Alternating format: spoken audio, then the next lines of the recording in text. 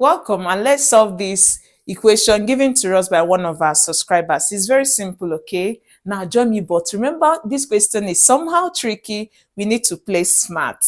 Now let's do it together. So we're going to begin with solution. So what to do here, this is fractional, is in fractional form because of this, and this one is radical because of this root.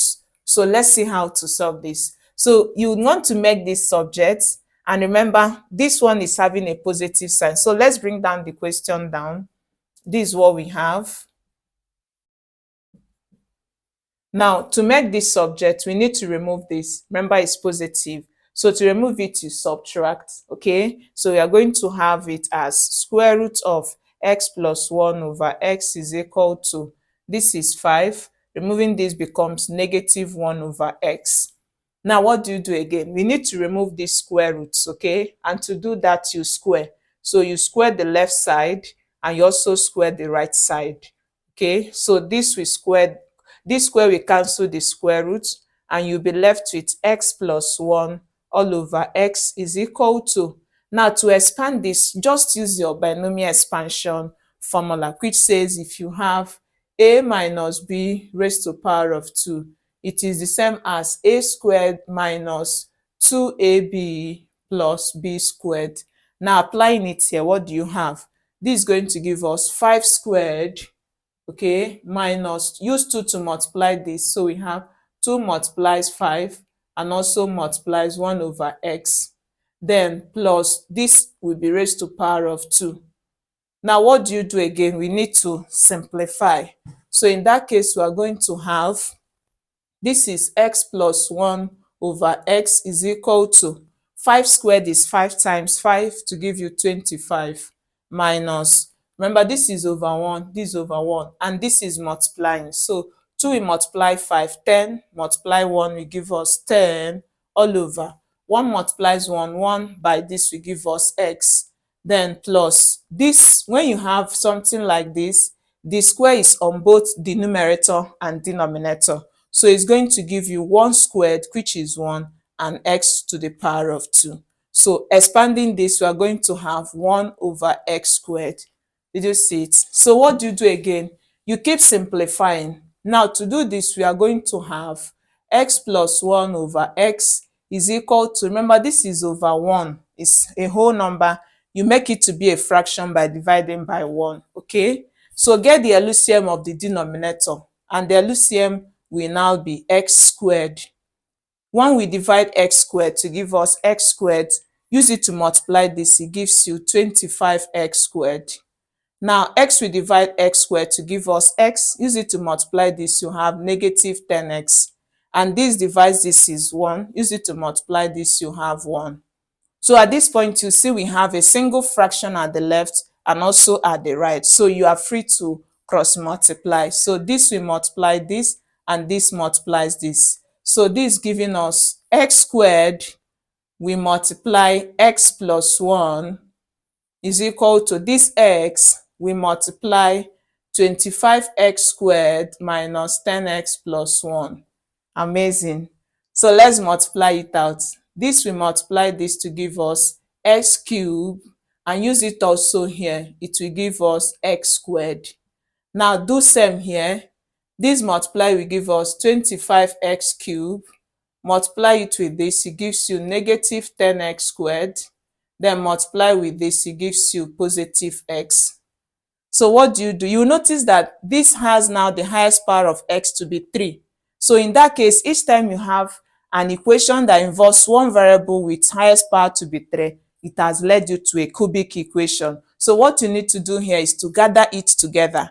In that case, we are going to have this, remember these are together at the left side and these ones are together at the right side. So you have to be careful when gathering. So this is giving us now x cubed. The next one with cube is at the right side and is having positive. So to remove it, you subtract. So it's going to be negative 25x cubed. This one is still there, it will remain positive. Now to remove this, to come to the left, you add, okay? You add this. Now this one is positive. To remove it, you subtract. And you know, this was positive here, but you see it has become negative. This was negative, it has become positive, and this was positive, it has become negative. So when you have removed it, everything will be equal to 0. So what you have here now will be, remember the coefficient here is 1, and this minus this will give us negative 24x cubed. If you add this here, the coefficient is 1, it will give you 11x squared, then minus x is equal to 0. So you see we've gotten a cubic equation. Now, how do you solve this kind of equation? So you observe that that x is common in the terms, okay? And most students don't like working with equations when it begins with negative. So we're going to factor the negative sign out and also factor the common term there, which is x, out. Now we're going to use this to divide each of these. If you use this to divide negative 24x cubed, divide it by negative x, you see it will cancel. We are going to have 24x squared. Use this also to divide this. It's going to give us 11x squared over negative x. This is positive. So when positive divided by negative, you have negative 11x. Then do same here. We are going to have a 1, and everything is equal to 0. So you see what we have here now. So what you do now, what it means is that if AB is equal to 0, it means that A is equal to 0 or B is equal to 0. So what you do here is we are going to have it that negative x is equal to 0, okay? Or that 24x squared minus 11x plus 1 is equal to 0. So what you do here now, the coefficient is negative 1, so divide by negative 1. So we're going to have x is equal to, divide this, it gives you 0. So the first value of x is what? 0. Now let's go to this. This has led us to quadratic. If you want to know more about quadratic, I'll leave a link in the comments, okay? So you can use any method you are familiar with, but I'm going to show you how to use the factoring in this tutorial. So join me and learn it. So what you do, the coefficient of x squared here is 24. So when it is a number other than 1, what you do is to use that coefficient to multiply the constant term. Okay, so when you multiply this, it's going to give us 24. Now what you are going to do again, you are going to get two numbers that when you multiply, it gives you this 24.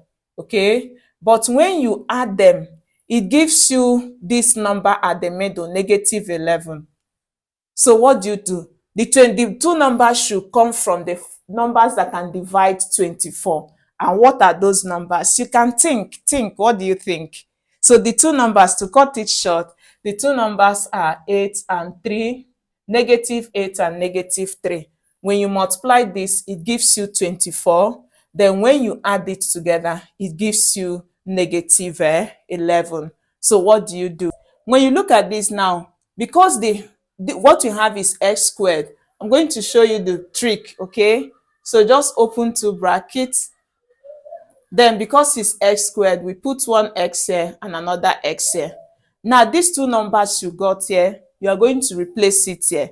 Okay, so we have negative 8, and then this will take negative 3. But remember, this 24 here is what you are going to use to divide each of these. Okay, so we divide each by 24. I hope you got it. And everything is equal to 0. So this is going to give us x minus, this will cancel here 1, this will divide this to give us 3. So we have 1 over 3, and x, this will cancel 1, here will give us 8. So we have this, okay? And everything is equal to 0.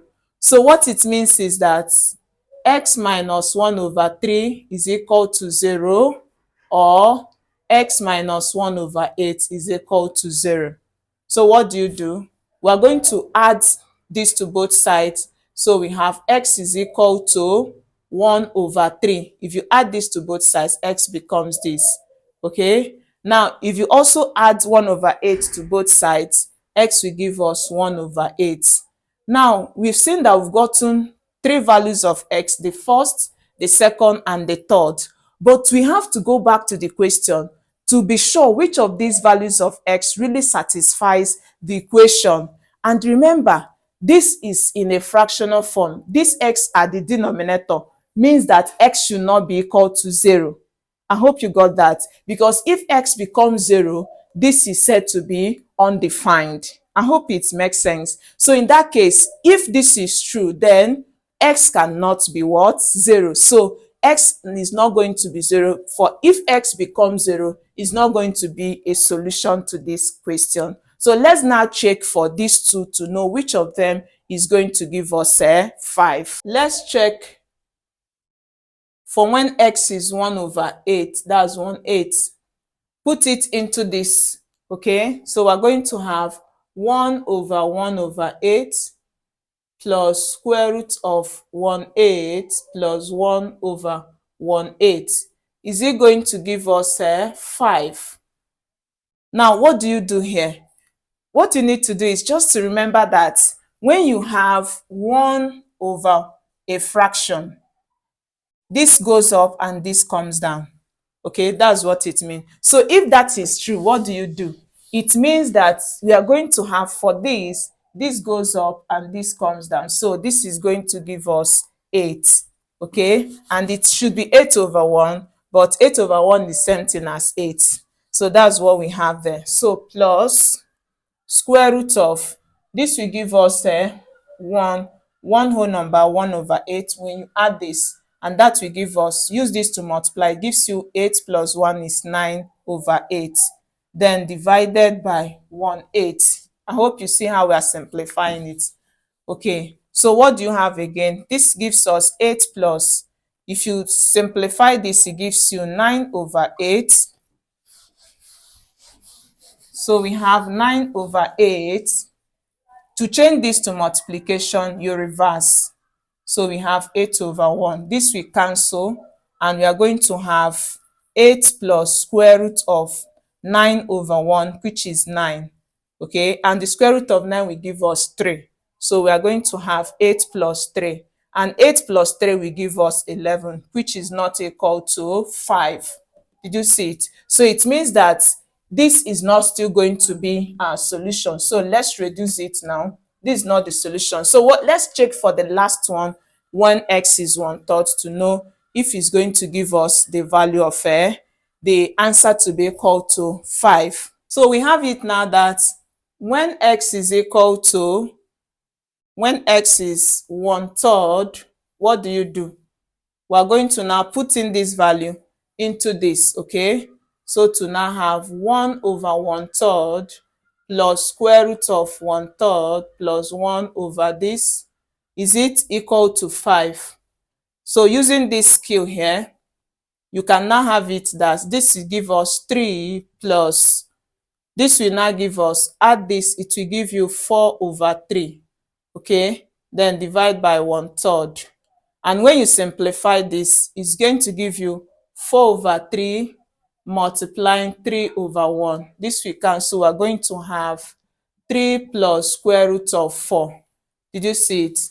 So in that case, we are going to have it as square root of 4 will give us 2. So we have 3 plus 2. And when you add this, it's going to give you 5, which is what we have at the right side of the equation. So what it means is that the true value of x in this question is 1/3. Other ones are not valid. And I hope this really helps you a lot. Let's know how much in the comment. Remember, helping us to share this helps the algorithm to catches it and shares it to people that need it most. Don't forget to give us a thumbs up and subscribe for the more you can get from us. See you in our next class, and bye-bye.